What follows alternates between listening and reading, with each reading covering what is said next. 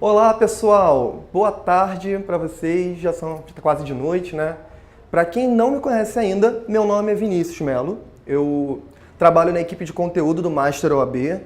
Então a gente trabalha aqui desde o planejamento das aulas, na organização dos materiais de apoio para vocês e também aqui nas monitorias. Ontem eu estive aqui com vocês falando um pouquinho sobre teoria geral dos recursos no processo penal e hoje eu vou falar com vocês aqui nessa monitoria sobre alguns tópicos de processo civil. Deixa eu esclarecer primeiro que essa aula não é uma aula normal, é uma monitoria. O professor de processo civil Alexandre Flecha, ele já está chegando aqui, o cara é um fera, fala muito bem de processo civil, ele vai trabalhar com vocês, trabalhar eventuais dúvidas que surgirem. Então, assim, a minha proposta para vocês, como nessa monitoria de processo civil, é abordar alguns temas, falar dos tópicos principais de uma maneira bem rasa e as eventuais dúvidas que surgirem, eu vou tentar sanar com vocês. Caso a gente não consiga resolver alguma dúvida aqui, assim que o professor Alexandre Flecha chegar, vou falar com ele, a gente vai pedir para mencionar e poder ajudar vocês. O intuito da nossa monitoria é fazer uma ponte entre o aluno e o professor. Então, vamos interagir, vamos comentar, vai falando aí o que vocês precisarem, algumas dúvidas que surgirem. Eu vou trabalhar com vocês hoje. Como vai ser a metodologia? Eu vou falar eu vou falar bem raso do tema, vou trabalhar uma questão, falar um pouco do tema, trabalhar a outra questão. E assim a gente vai prosseguindo. Temos muito trabalho por hoje. Eu estou bem animado para trabalhar com vocês, então vamos lá.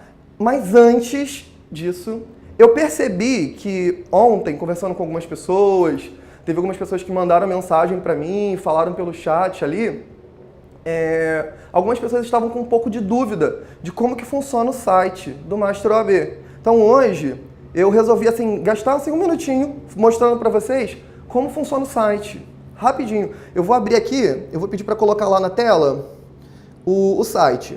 Pode colocar lá, por favor, William? Então, gente, eu loguei aqui. Vocês conseguem ver que nessa parte superior está escrito ali as matérias, o meu login, no caso.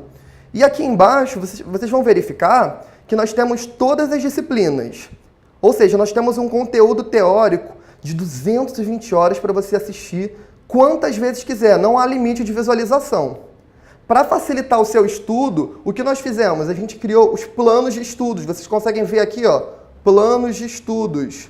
E esses planos de estudos, nós temos um plano de 30 dias e temos os planos de 45, 60 e 90 dias. Como a nossa prova já está bem em cima, a gente tem esse plano aqui de 30 dias que vai ajudar na sua aprovação. Você pode me perguntar, mas Vinícius, já está tão em cima da prova, você acha que vale a pena? Eu acho, gente. Acho que se vocês correrem atrás, vocês conseguem revisar com esses pontos do plano de estudos de 30 dias. Eu vou abrir aqui para vocês olharem como funciona. Olha, ele traz aqui uma explicação inicial.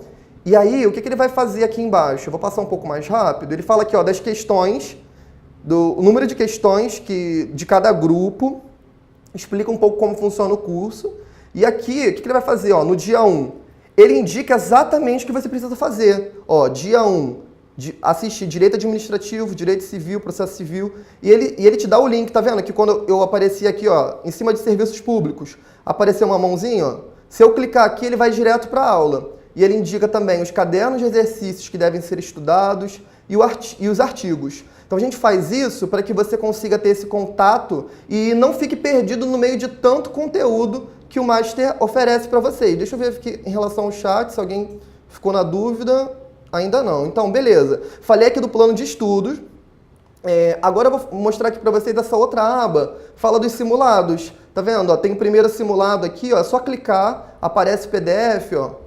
Vocês vão conseguir ver. Tem um simulado com questões inéditas. E tem aqui fora, vocês conseguem ver um outro arquivo, ó, que tem o gabarito. Já tem o segundo simulado, o segundo gabarito ainda não está disponível, mas em breve ele já vai ser publicado para vocês. E uma outra coisa, eu ouvi algumas pessoas perguntando em relação às aulas do semanão da OAB que os professores deram, elas já estão disponíveis aqui. Deixa eu mostrar para vocês, ó.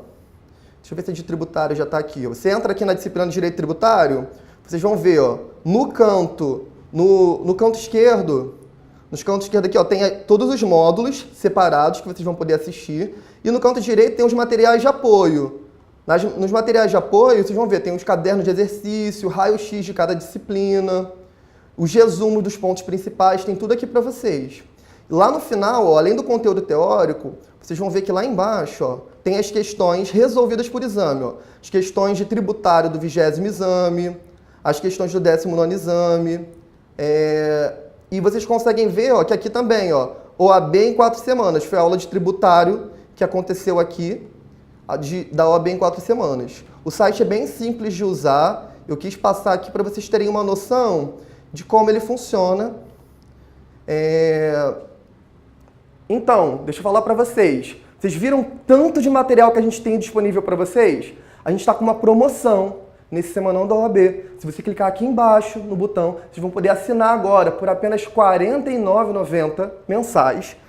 Vocês vão pagar por mês esse valor e vão ter acesso a todo o conteúdo sem limite de visualização. Pode acessar quantas vezes quiser, baixar quantas vezes quiser. Esse material que está lá é só para assinantes. Esse aulão agora é gratuito, mas os materiais que eu mostrei no site para vocês é apenas para assinante. Assinando agora, clica aqui, não perde tempo, por um valor de R$ 49,90. Gente, bem sinceramente, vale muito a pena. Vale muito a pena. Você pode até estar se perguntando aí, poxa, a prova da OAB está chegando, como é que eu faço?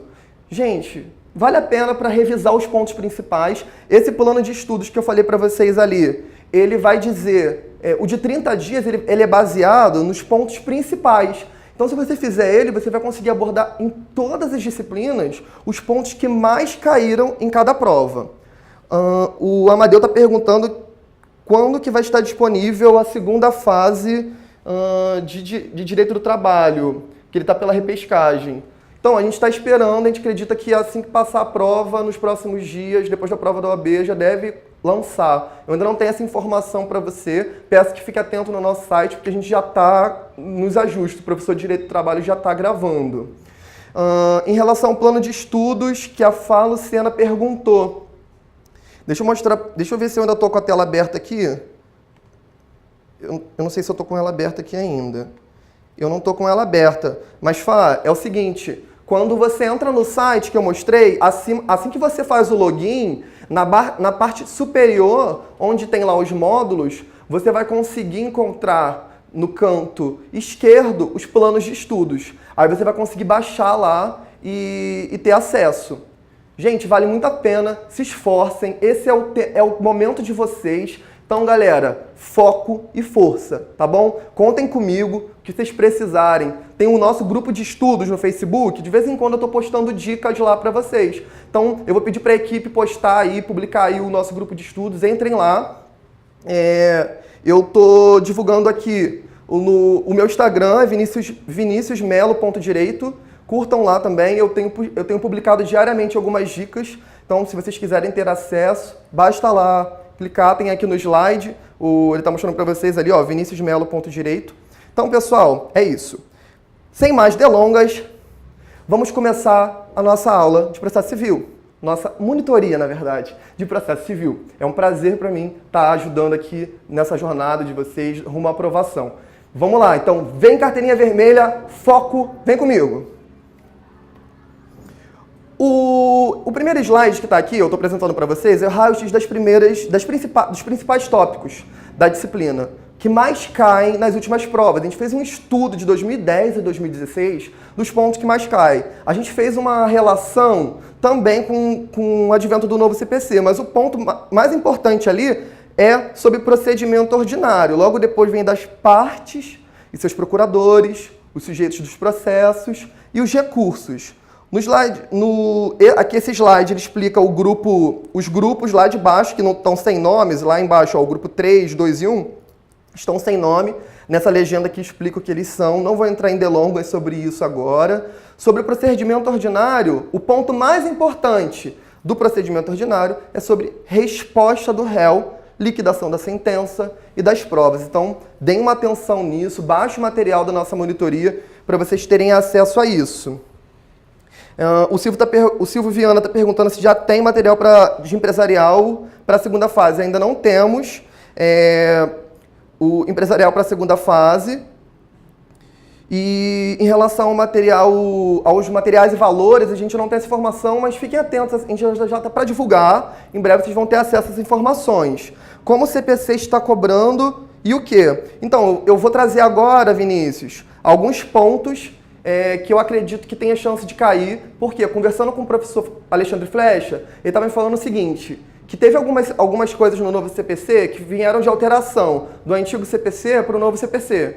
Essas alterações que vêm sendo cobradas, se vocês olharem, eu acho que vale muito a pena. Para aqueles que já são assinantes, é só entrar lá na disciplina Processo Civil. Lá embaixo tem as duas provas, tanto a prova do 20º exame e a do 20º exame que foi reaplicada na Bahia, tem a resolução das últimas questões. Então, se você é assinante, vai lá depois dessa aula, no final, depois que o professor Alexandre Flecha terminar a aula dele, e faz esse contato e assiste essas aulas comentadas, que vai ser muito importante para você ver que eles estão cobrando exatamente aquilo que é o diferencial, aquilo que foi alterado do antigo código para o novo, tá bom, Vinícius? E se você não é assinante, gente, não perca essa oportunidade. Assina logo por R$ 49,90, é um valor tão barato, você vai ter acesso ao comentário dessas questões com o professor Alexandre Flecha. Ele é sensacional, vai ajudar vocês. Gente, creio que vai ser a chave para o sucesso.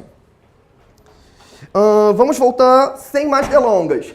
Gente, bota lá no slide. O primeiro tema que eu vou falar rapidinho com vocês é tutela de urgência e de evidência, que é um tema que vem sendo tratado em muitas provas nos concursos. O artigo 294 do novo CPC, ele traz essa diferenciação entre tutela de urgência e tutela de evidência. Vamos ler o artigo lá, no artigo 294.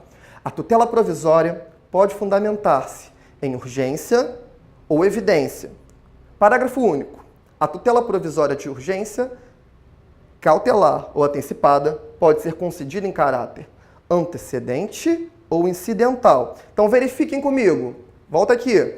A de urgência, ela pode ser caracterizada, a tutela provisória, com urgência ou evidência. Se ela for de urgência, ela pode ser cautelar ou antecipada, concedida em caráter o quê? Antecedente ou incidental. Eu fiz um esquema aqui para vocês que vai ajudar nesse caráter. Mas antes disso, eu vou explicar para vocês o seguinte. Na tutela provisória, é o seguinte, a tutela provisória tem por objetivo antecipar os efeitos da tutela jurisdicional definitiva. Já de urgência, ela gera, a rigor, uma antecipação provisória dos efeitos da tutela definitiva. Ainda ela vai ser satisfeita, pode ser satisfeita ou cautelar. Existe uma urgência ali presente ali. Pode voltar aqui, por favor. Por isso que há uma caracterização de algo que é urgente, que não pode esperar, diferente da tutela de evidência. No esquema ali, eu vou mostrar para vocês. Bota lá na tela, por favor. A tutela provisória, ela é vista como um gênero, algo mais amplo para vocês. E ela se divide em tutela de urgência, que está prevista no artigo 300, e na tutela de evidência. A tutela de urgência, como eu disse para vocês, é demonstrada uma urgência que se faz a aplicação dela, que pode ser de uma forma cautelar ou antecipada. Já a tutela de evidência, ela não há urgência, como prevê o artigo 311. Esse esquema eu vou disponibilizar para vocês depois lá no grupo de estudos, porque eu complementei os slides e não deu tempo de publicar para vocês. Mas eu vou colocar lá no grupo de estudos. Peço que a equipe publique aí o link do grupo de estudos. Eu vou colocar lá para vocês terem acesso. Beleza? Vamos continuar aqui.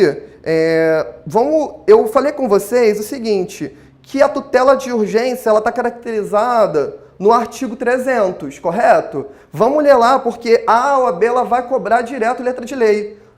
Quase 90% das questões são tratadas com letra de lei.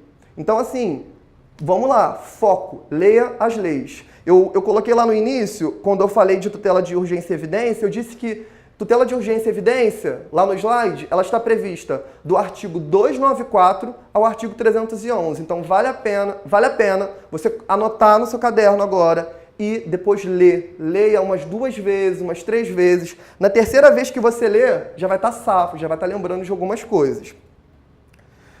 Pois bem, vamos lá no artigo 300. Vamos ler, por favor. A tutela de urgência será concedida quando houver elementos que evidenciem a probabilidade do direito e o perigo do dano ou o risco ao resultado útil ao processo. Verifiquem que a tutela de urgência, como está dizendo no artigo 300, ela vai ser concedida lá como? Quando evidenciar uma probabilidade do direito e o perigo do dano ou risco ao resultado útil ao processo, que é o mais famoso periculum in mora, né?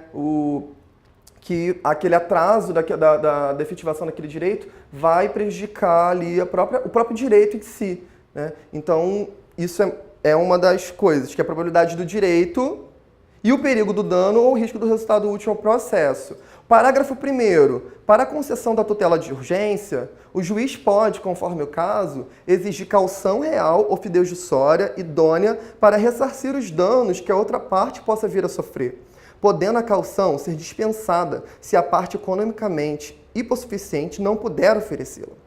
A tutela de urgência pode ser concedida liminarmente ou após justificação prévia. A tutela de urgência, de natureza antecipada, não pode ser concedida quando houver perigo de irreversibilidade dos efeitos da decisão. Vamos lá. O artigo 311 agora, vamos ler ele também, que ele vai ser importante para a questão que a gente vai tratar logo após. Artigo 311. A tutela de evidência será concedida independentemente da demonstração de perigo. Se atente a isso, grifa no seu vadimeco. Independentemente da demonstração de perigo, de dano ou risco ao resultado útil do processo. Quando?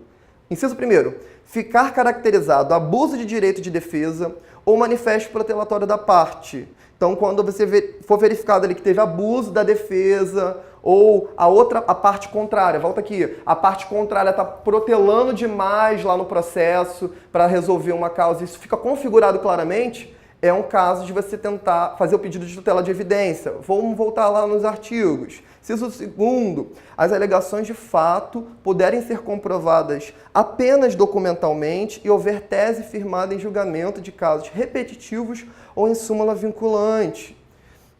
Se tratar de pedido reipersecutório fundado em prova documental adequada do contrato de depósito, caso em que será decretada a ordem de entrega do objeto custodiado sob cominação de multa. E inciso 4º, a petição inicial for instruída por prova documental suficiente dos fatos constitutivos do direito do autor a que o réu não oponha prova capaz de gerar dúvida razoável. Beleza. O parágrafo único fala que nas hipóteses do inciso 2 e 3 o juiz poderá decidir liminarmente. Pois bem, prosseguindo. Eu quis ler com vocês, fiz questão de ler com vocês, quando se caracteriza a tutela de urgência e quando caracteriza a tutela de evidência. A gente viu lá que a tutela de urgência, aquela demora, ela pode prejudicar naquele direito, até de alguma forma aquele direito acaba se perdendo, então por isso que ela é proferida positivamente. E a tutela de evidência, quando você verifica as hipóteses dos incisos que nós lemos do artigo 311, que fala lá na posse da protelação do direito e tudo mais. Vamos ler uma questão que fala exatamente sobre isso? O livro 5º do Código de Processo Civil, da Lei 13.105, de 16 de março de 2015, regula a chamada tutela provisória, estabelecendo que esta pode fundamentar-se em urgência ou evidência. Acerca do tema, é incorreto afirmar. Está vendo aqui que a gente está pedindo aquilo que é incorreto. A tutela provisória, letra A, a tutela provisória cessa automaticamente sua eficácia durante o período de suspensão do processo. Vamos ler de novo. Letra A, a tutela provisória cessa automaticamente sua eficácia durante o período de suspensão do processo. Letra B, a tutela provisória de urgência, cautelar ou antecipada pode ser concedida em caráter antecedente ou incidental. Letra C, a tutela provisória requerida em caráter incidental independe do pagamento de custas. Letra D, O juiz poderá determinar as medidas que considerar adequadas para a efetivação da tutela provisória. E aí, gente, o que vocês estão colocando aí? O Vinícius já falou que acha que é a letra A. Quem mais colocou alguma coisa? Vamos lá. O gabarito é a letra A. Quem colocou a letra A tá certo. Por que o gabarito é a letra A? Vamos olhar lá no slide. O que está errado é porque a tutela provisória está dizendo que a tutela provisória cessa automaticamente sua eficácia durante o período da suspensão do processo. E o artigo 296, ele fala exatamente que a tutela provisória ela conserva sua eficácia na pendência do processo, mas pode a qualquer momento ser revogada ou modificada. E o parágrafo único que vai dizer exatamente a questão. Salvo decisão judicial em contrário, a tutela provisória conservará sua eficácia durante o período de suspensão do processo. Então, pode voltar aqui, por favor? Vocês verifiquem que no parágrafo único, ele vai dizer que a regra é que a tutela provisória ela vai conservar sua eficácia durante o período de suspensão do processo. Então, salvo que informe alguma coisa em contrário, ela vai ter que estar ali presente. Então, quando a gente olha a letra A lá, que fala a tutela provisória cessa automaticamente sua eficácia durante o período de suspensão do processo, ela está errada. Porque ela só vai cessar a sua eficácia na exceção, quando ela estiver expressa numa determinada situação. Vamos para a letra B. Vamos voltar lá no slide. Alternativa B. A tutela de urgência é uma que está certa. Todas as outras estão certas. Eu vou fundamentar para vocês. A tutela de urgência será concedida quando houver elementos que evidenciem a probabilidade do direito e o perigo de dano ou risco ao resultado útil do processo, como eu falei com vocês no artigo 300. E a concessão ela pode se dar de algumas maneiras. Ela pode ser antecedente, segundo o artigo 303, ou incidentalmente. O que é incidentalmente? É quando ela ocorre no início ou durante o processo principal. Vamos lá, vamos prosseguir. Eu já não vou ler o artigo 303, vamos para a letra C. A tutela provisória requerida em caráter incidental independe do pagamento de custas. Também está certo. O artigo 295 vai fazendo a remissão ali do lado das alternativas desses artigos para vocês lerem depois. Fala o seguinte, que a tutela provisória requerida em caráter incidental independe do pagamento de custas. Então, também está certo. A letra D, vamos ler lá no slide. O juiz poderá determinar as medidas que considerar adequadas para a efetivação da tutela provisória. Artigo 297. O juiz poderá determinar as medidas que considerar adequadas para a efetivação da tutela provisória. A efetivação da tutela provisória observará as normas referentes ao cumprimento provisório da sentença no que couber. Volta aqui, por favor. Então, vocês verifiquem, gente. Vão verificar que isso aí, ó, galera, molezinha, ó, tudo no artigo, letra de lei. Vamos focar na letra de lei, que eu quero muito que vocês passem. Quero ver depois vocês mandando e-mail pra gente pelos agradecimentos. Vai rolar. É nesse exame que vocês vão passar. Vamos lá. Vamos voltar aqui. Antes de ir para a próxima questão, eu vou voltar aqui só nesse esquema que eu acho importante para vocês verem. Bota no slide lá, por favor. Gente, ó, vamos só revisar. Ó. Tutela provisória, que é o gênero, ela é dividida em tutela de urgência, está disposta lá no artigo 300, quando que a hipótese caracteriza tutela de urgência, que pode se dividir em cautelar e antecipada. E a tutela de evidência, que é quando não há urgência, é as hipóteses previstas no artigo 311. É muito detalhe, mas a gente vai focando que a gente vai conseguir. Pessoal, letra de lei na cabeça, foco, é isso aí, Israel. Vamos memorizar essas leis e que a gente vai passar. A OAB ela adora cobrar detalhes da letra de lei. Então, assim, se você tiver até um código de processo civil que é comparado e for vendo as coisas que foram alteradas, for vendo os pontos que foram alterados, vocês vão ter acesso. Ah, eu lembrei agora. No site do Master OAB, se você entrar lá no módulo de processo civil, tem um resumo que são das principais mudanças. A gente fez esse resumo com um trabalho para vocês que fala praticamente das mudanças de quase o código todo. A gente foi falando das mudanças e fazendo um comentário dos artigos, do que veio de novo, do que é mais importante, do que a gente acha que vai cair na prova. Então você que é assinante, vai lá, baixa essa apostila, dá uma lida, lê umas 3 vezes, para te ajudar na prova. Você que não é assinante ainda, clica aqui embaixo, R$ 49,90. Não perca essa oportunidade por todo esse conteúdo, R$ 49,90 por mês, acesso ilimitado, pode assistir os vídeos quantas vezes você quiser. Vamos para o próximo tema? Vamos olhar no slide. O tema que eu vou trazer para vocês agora é sobre competência interna. Competência interna está disposto no artigo 42 ao 66 do CPC. Quero ver você... Volta aqui, por favor. Quero ver você lendo. Artigo 42 ao 66. Leia. Antes de dormir hoje, lembra do recado do Vinícius. Vamos ler. Vamos ler, porque a letra de lei ela cai a balde. Então não vamos perder essa oportunidade de falar, puxa vida, você tem 39 questões, faltou uma para o 40, cara. Se eu tivesse lido, não tinha acontecido isso. Você que é assinante do Master OAB, isso não vai acontecer com você, porque nós temos todo um conteúdo que você tem acesso, basta você acessar, acesse nossos planos de estudos, tudo que a gente tem oferecendo para vocês por esse preço maravilhoso, você vai garantir a sua aprovação. Voltando à competência interna, vamos lá no slide, artigo 44, ele vai falar um pouco sobre isso. Obedecido os limites estabelecidos pela Constituição Federal, a competência é determinada pelas normas previstas nesse Código ou em legislação especial, pelas normas de organização judiciária e ainda no que couber pela Constituição do Estado. Gente, artigo 44, que eu falei para vocês agora. O que eu estou querendo dizer com isso? Ele diz sobre as competências que ela vai ser estabelecida, a competência interna, ela vai ser reconhecida através, não só na Constituição, mas também na legislação especial, nas normas de organização judiciárias e até nas constituições de Estado. Isso foi uma novidade que o novo CPC trouxe para vocês, que é exatamente falar... Essa novidade que o novo CPC trouxe para vocês não tinha antes no antigo, que agora ela está disposto às competências internas, não só na Constituição Federal, mas nas legislações especiais, inclusive nas constituições do Estado.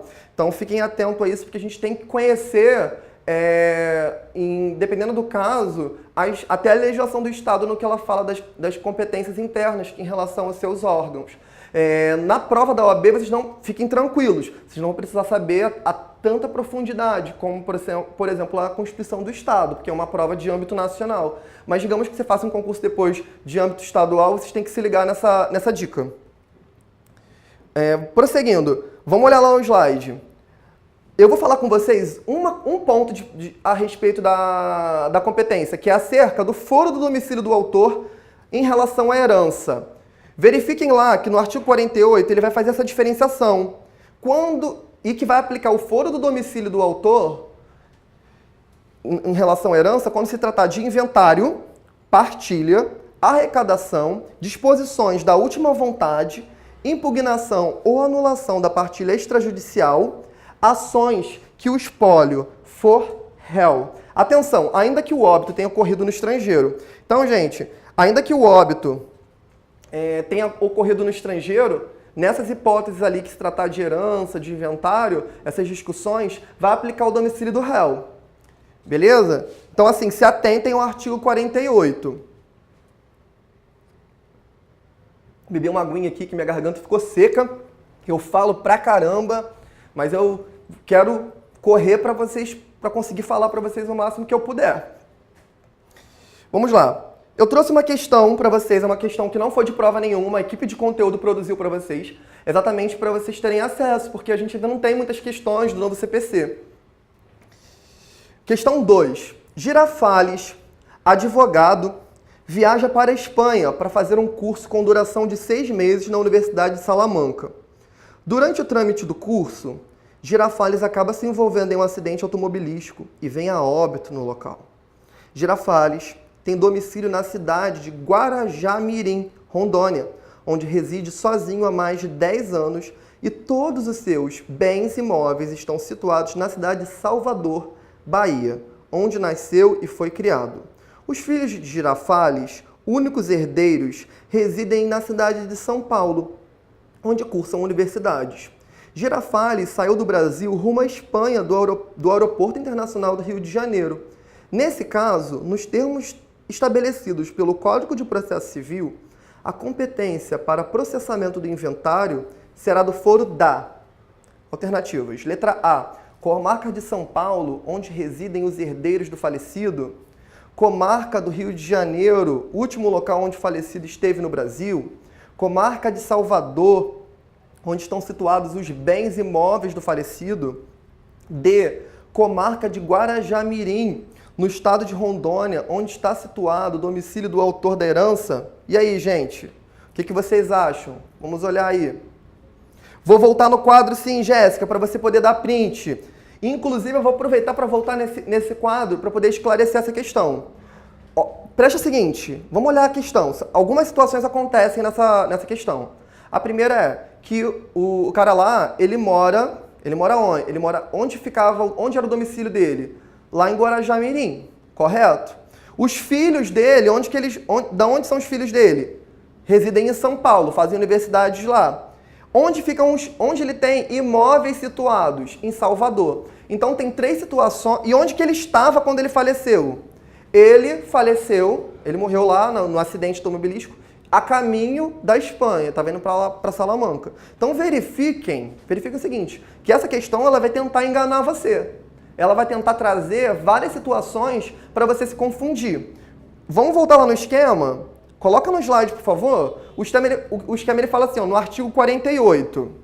Ele fala que a gente vai aplicar o foro do domicílio do autor da herança quando se tratar de inventário, partilha, arrecadação, disposições de última vontade, impugnação ou anulação de partilha extrajudicial e ações que o espólio for réu.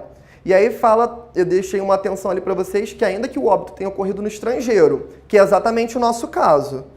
Beleza? Essa questão aí não é para chorar, não. Você que é aluno do Master OAB, você vai verificar que a alternativa correta é o quê? É a letra D, Comarca de Guarajá-Mirim, no estado de Rondônia, onde está situado o domicílio do autor.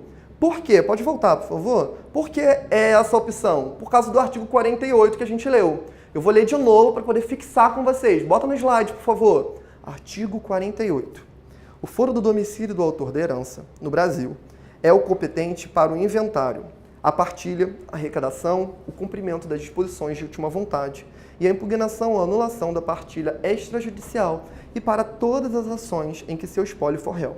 Ainda que o óbito tenha ocorrido no estrangeiro, como foi o caso dessa questão. Parágrafo único. Se o autor da herança não possuía domicílio certo, é competente o foro da situação dos bens, por isso que ele tenta te confundir, porque é só se ele não tinha domicílio certo que vai ser o foro da situação dos bens. Preste atenção. Ou, inciso 2, havendo bens imóveis em foros diferentes, qualquer um desses. E 3, não havendo bens imóveis, o foro do local de qualquer dos bens do espólio. Eu acho que a gente... através desses macetes vocês vão conseguir entender. Vamos prosseguir. De fato, o artigo 48, olha o slide lá, ele dispõe que o foro do domicílio do autor da herança no Brasil é o quê?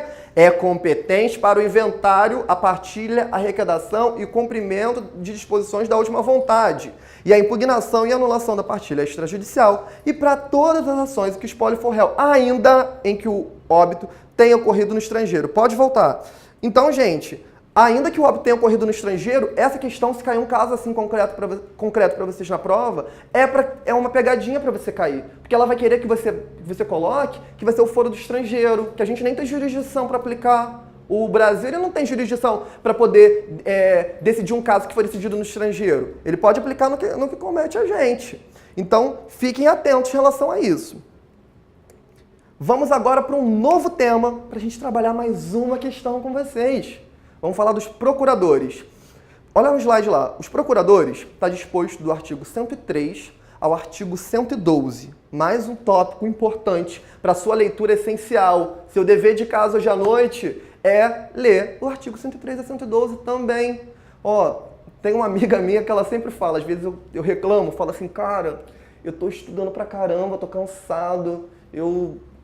estou trabalhando direto, quero estudar, quero me dedicar, mas tem muita coisa para fazer. E ela fala, o que você faz de meia-noite às 6? Ela fala rindo mesmo, brincando comigo. Ela fala, o que você faz de meia-noite às 6? Eu falo, eu durmo. Ela, então, achou um tempo livre aí para você estudar. Não estou falando que, gente, a gente não deve dormir, o nosso sono é imprescindível, mas às vezes vale a pena a gente abdicar de algumas horas de sono para a gente garantir e alcançar os nossos sonhos. Eu tenho lutado, batalhado muito para aquilo que eu quero, para aquilo que eu almejo. Eu acho que, assim, vale falar isso para vocês. Vale muito a pena depois você chegar lá e ver o seu nome na aprovação. Você poder falar, caramba, valeu a pena aquelas noites de sono que eu mal dormidas e que agora eu consegui. Beleza? Vamos continuar. Quando eu falei dos procuradores, eu vou falar para vocês em relação aos procuradores, basicamente um ponto que eu acho que tem uma divergência que pode enganar vocês. Está lá no artigo 103. Vamos ler, por favor, coloca no slide. Artigo 103. A parte será representada em juízo por advogado regularmente inscrito na Ordem dos Advogados do Brasil. Parágrafo único. É lícito a parte postular em causa própria, quando tiver habilitação legal. Pode voltar. Deixa eu pegar uma água aqui rapidinho.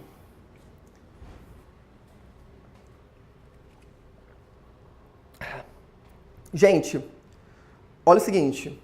Vocês estão estudando para quê? Para se tornarem advogados. Vão estar inscritos lá na Ordem dos Advogados do Brasil. Vai ter a sua carteirinha vermelha, que é o sonho de muitos aqui. Estudamos 5 anos, batalhamos, dedicamos depois de prova, monografia, alcança a sua carteirinha vermelha. O que você adquire com a sua carteirinha vermelha? A capacidade postulatória. A capacidade de poder falar em nome de outras pessoas, de poder defender outras pessoas em casos, que é para isso que a gente faz. A gente luta com a intenção de fazer justiça, de poder ajudar pessoas que não podem resolver seus próprios casos sozinhos, porque no que tange a questão jurisdicional, no que tange a questão do processo. Só que não basta simplesmente você ter a sua carteira da OAB. É necessário também que você tenha o quê? Você esteja regularmente inscrito na Ordem dos Advogados do Brasil. Você tem que ter a carteira regular e você também tem que ter uma procuração. Então vamos para a regra. Vamos olhar lá no slide. Regra. Advogado que atua sem procuração nos autos não dota a parte de capacidade postulatória, não se preenchendo, nesse caso, o pressuposto processual subjetivo. Pode voltar aqui, por favor? Então, gente, como regra, se você não tiver lá a procuração do seu cliente, você não pode entrar com uma ação. Pensa nisso. Só que, excepcionalmente, vamos olhar lá no slide, pode ser admitida a atuação do advogado sem procuração. Quando que vai ser admitida? Pode voltar aqui, por favor. Presta atenção. Quando que vai ser admitida a hipótese de atuação sem procuração do advogado? Somente em 3 casos, que é na hipótese para evitar a preclusão, decadência ou prescrição. Tem um quarto. Ou para praticar ato considerado urgente. Então pensa aqui comigo. Vão ser sempre numas hipóteses que vai ser para eu tentar evitar perder o prazo do meu cliente. Ou para evitar que uma situação urgente prejudique meu cliente de maneira demasiada, de uma maneira muito grave. Que tenha uma urgência, algo urgente. Vamos voltar lá. Volta lá no slide. Eu tenho uma atenção aqui embaixo. Eu falo que atenção sem procuração. O vício, ele não deixa de ser viciado. O vício, só que ele será sanável. Qual é o prazo? Prazo de 15 dias, prorrogado por igual período por despacho do juiz. Então verifica o seguinte. O advogado verificou que seu cliente está passando por uma situação de urgência. Ou que aquele processo ele vai prescrever. Ele vai perder a oportunidade o seu cliente vai ser prejudicado. Ele pode agir sem procuração? Pode, nessas situações. Qual é o prazo que depois... Só que, o que acontece? Ele apresenta essa procuração, só que esse ato que ele realizou, ele é um ato viciado, derivado de vício. Por quê? A regra é que tem que ter procuração. Só que esse é um vício sanável. O que significa ser um vício sanável? Um vício que pode ser complementado com outro ato para se tornar um vício, para eu retirar aquele vício daquele ato jurídico. E ele é sanado com o quê? Você vai entregar a procuração depois, você não pode entregar na hora, mas aí o cliente às vezes pode já estar viajando, e aí ele volta, retorna, dentro do prazo de 15 dias você entra. Pode ser prorrogado por igual período. Essa prorrogação, ela vai ser justificada, né? Às vezes a pessoa está viajando, só volta um mês depois. Em 15 dias, às vezes, você não consegue resolver. E aí você vai pleitear mesmo. vai pleitear ao juiz para poder aquele prazo aumentar um pouquinho mais. Beleza? Então preste atenção, o prazo não é de 10 dias, não é de 5 dias, o prazo é de 15 dias. Vamos à questão. Olha lá no slide. Dona Florinda, advogada do condomínio Edifício Acapulco, ajuizou a ação de cobrança a fim de evitar a prescrição sem instrumento de mandato, tendo em vista que a síndica, Dona Clotilde, no referido condomínio está ausente do Brasil em razão de viagem. Nesse caso, Dona Florinda se obrigará, mediante caução, a exibir o instrumento de mandato no prazo de 10 dias, prorrogados até outros 10 por despacho do juiz. Letra B. O processo será extinto sem resolução de mérito, tendo em vista a existência da procuração com consequentemente reconhecimento da prescrição. Letra C. A inicial será indeferida por estar desacompanhada do documento essencial. Letra D. Dona Florinda se obrigará, independente de caução, a exibir o instrumento de mandato no prazo de 15 dias, prorrogável até outros 15, por despacho do juiz. Volta aqui, por favor. Então, gente, vocês verificam o seguinte, essa questão, ela é exatamente o que a gente está falando aqui agora. Vinícius Salim já disse ali que é a letra D, quem mais acha que é outra? Alguém acha que é outra opção? Que não é a letra D? Guardando vocês falarem aí. Coloca no chat aí o que vocês acham. Acho que é D, vê aí, coloca aí, por favor. Vamos lá, galera. Letra D. Letra D. Isso aí, a galera tá afiada. Tô vendo que vocês estão aprendendo. D de Deus, vamos lá. O gabarito, exatamente. O gabarito é a letra D. Vamos ver as justificativas pra gente revisar um pouquinho mais. É a letra D, conforme o artigo 104 do parágrafo 1º, que diz o seguinte: o advogado não será admitido a postular em juízo sem procuração, salvo para evitar preclusão, decadência ou prescrição, ou para praticar ato considerado urgente. Parágrafo 1º. Nas hipóteses previstas no caput, o advogado deverá, independentemente de caução, exibir a procuração no prazo de 15 dias, prorrogável por igual período, por despacho do juiz. Pode voltar aqui, por favor? Entendeu, gente? É exatamente isso. Lembra disso. O ato sem procuração é um ato eivado de vício, mas é um vício sanável. Ele tem um prazo de 15 dias para poder entregar a procuração em juízo, prorrogável por mais 15 dias, dependendo da situação. Vamos falar agora de um outro tema rapidinho. A aula está fluindo. Não sei o que vocês estão achando, se vocês estão vendo que o tempo está correndo, mas para mim eu já olhei ali e falei, caramba, já foram 42 minutos. Gente, a monitoria ela acaba 7 horas, eu tenho até 7 horas para falar com vocês, e aí 7h30 o professor Alexandre Flecha vai chegar. Vai começar com vocês, ele vai tratar umas questões. O cara é muito fera, o cara sabe muito. Fico até eu do lado dele e falo, caramba, eu não sei nada. Quem sou eu? O cara sabe muito. Gente, tem um módulo dele completo, com todo o conteúdo do novo Código de Processo Civil no site para assinantes. Então, não perca a oportunidade. Essa promoção agora vale muito a pena, porque durante essas 4 semanas, a gente está com essa promoção de R$ 49,90, o valor original do nosso site é R$ 89,90, e aí durante esse período a gente está por R$ 49,90 por mês. Faltam algumas semanas para sua prova, mas gente, assina esse mês agora, R$ 49,90, você vai conseguir revisar os pontos principais, tem muito material bom lá para vocês. E aí depois, assim, você sendo aprovado, você pode cancelar sem nenhum problema, não acarreta nenhum problema para você, nenhuma multa, nada. E aí, caso você chegue no dia da prova, você vai lembrar, você fala, poxa, ainda bem que eu ouvi o conselho do Vinícius, que eu assinei o Master OAB, dei oportunidade para o curso que tem tanto a me oferecer, garantir uns pontos a mais. Então, gente, 40 pontos aí, tá chegando a sua carteira vermelha. Vamos lá? O próximo tema que eu vou falar com vocês, bem rápido, vamos olhar no slide, é sobre litisconsórcio. Litisconsórcio está previsto do artigo 113 ao artigo 118. Mais um trabalho de casa para vocês. Lê o artigo 13 ao 118. Vamos ler agora o artigo 113.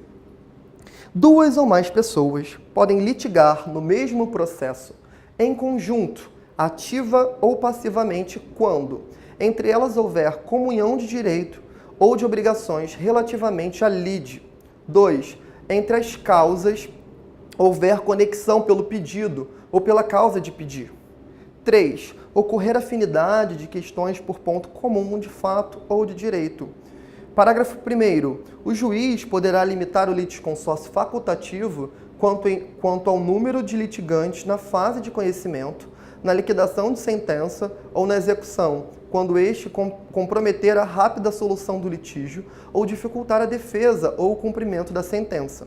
Parágrafo 2º. O requerimento da limitação interrompe o prazo para manifestação ou resposta, que recomeçará da intimação da decisão que o solucionar. Pode voltar aqui, por favor? Gente, a gente vai verificar o seguinte, segundo Fred J., ele conceitua que litisconsórcio é o quê? É a pluralidade de sujeitos em um dos polos de uma mesma relação jurídica processual. Significa o quê?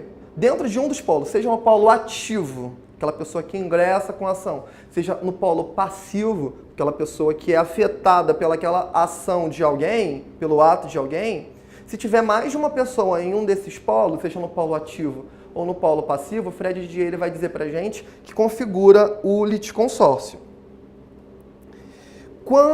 Ele pode ser classificado o seguinte: o litisconsórcio pode ser classificado quanto à posição que as partes exercem. Olha lá no slide comigo, vamos lá. Quanto à posição que as partes exercem, o litisconsórcio ele pode ser ativo, passivo ou misto, que é exatamente o que eu falei com vocês agora. Ativo, quando há pluralidade de autores. Passivo, quando a pluralidade for de réus. E misto, quando for de ambos, tanto da parte de autores quanto da parte de réus. Há uma segunda classificação que é importante falar com vocês. Vamos olhar lá no slide de novo. Quanto ao momento de sua formação, o litisconsórcio pode ser inicial ou incidental. O incidental ele é chamado também de ulterior, então prestem atenção nessa pegadinha.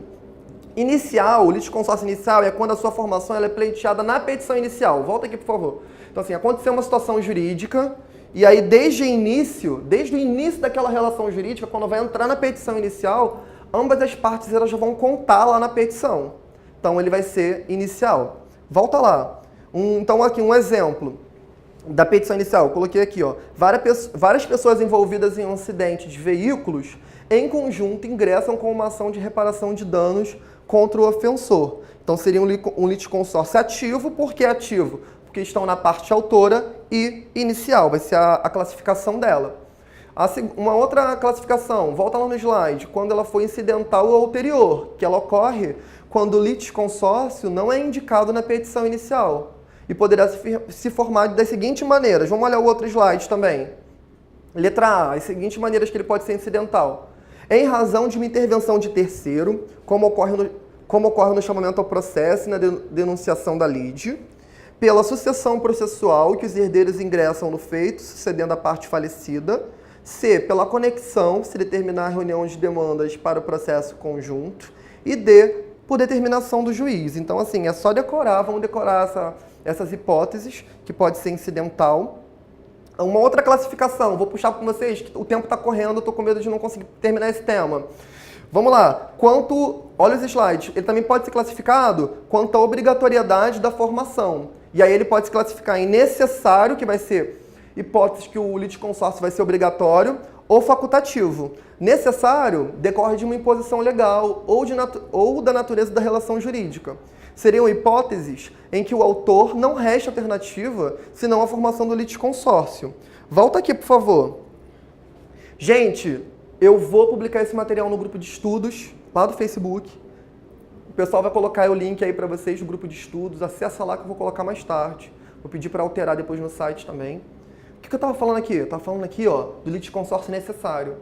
Sabe uma coisa que é boa de cair na prova e que eu acho que tem chance de cair na prova de vocês? Imagina um caso concreto em que a pessoa está numa relação jurídica e que pode ter nas alternativas uma questão de litisconsórcio. E tem uma opção lá de litisconsórcio necessário. Como que seria isso, Vinícius? Litisconsórcio necessário, cara, pode acontecer quando aquilo prevê legalmente ou da própria relação jurídica. Vamos um exemplo? Cara, imagina se o cara é casado. A depender do regime de bens dele, ele vai ter que ter a vênia conjugal.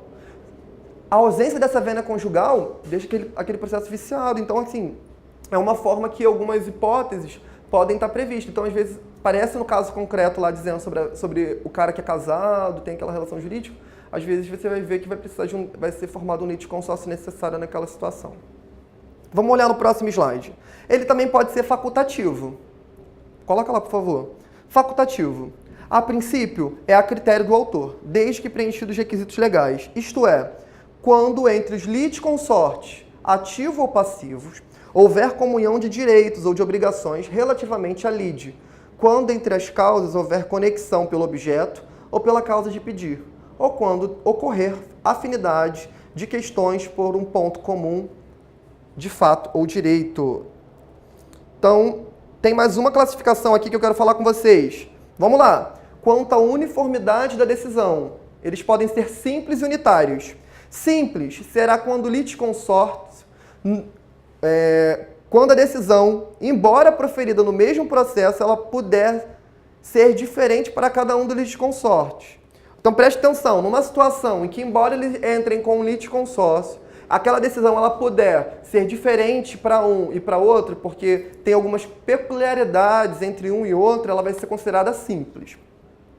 E ela vai ser considerada, volta lá, unitária, quando pressupõe a discussão de uma única relação jurídica indivisível, que não se separa, como, por exemplo, quando dois condôminos atuam em juízo na defesa da coisa comum. Então, quando ela ali na relação da coisa comum, que é comum de ambos, ela não vai ter uma relação para um e para outro. Beleza? Então, unitário ali, como o próprio Israel já publicou, exatamente, unitário quando é igual. A decisão tem que ser proferida pelo juiz, ela tem que ser igual para ambos. E simples quando ela puder ser diferente, a depender da peculiaridade. Vamos agora olhar uma questão que fala sobre isso. Coloca lá no slide, por favor. Questão 4. Kiko e Chiquinha, acionistas de uma empresa de limonadas, não foram comunicados sobre uma assembleia que iria tratar de assuntos referentes a seus interesses. Desse modo, ajuizam ação em litisconsórcio, em face da empresa, pedindo a anulação da referida assembleia. Nesse caso, formou-se um litisconsórcio. A. Ativo, necessário e unitário.